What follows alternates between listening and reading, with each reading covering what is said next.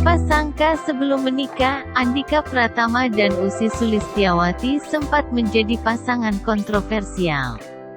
Tak hanya soal perbedaan usia yang jauh, pasangan ini juga jadi buah bibir. Lantaran status Ussy Sulistyawati yang kala itu merupakan seorang janda.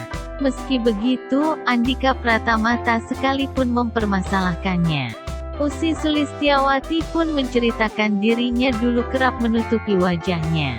Hal ini karena ia takut ketahuan sedang pergi kencan dengan Andhika Pratama. Nah, tapi zaman pacaran pun dulu aku yang sering. Misal lagi pacaran nih, aku pakai kerudung kayak tutupin, suka ngumpet-ngumpet.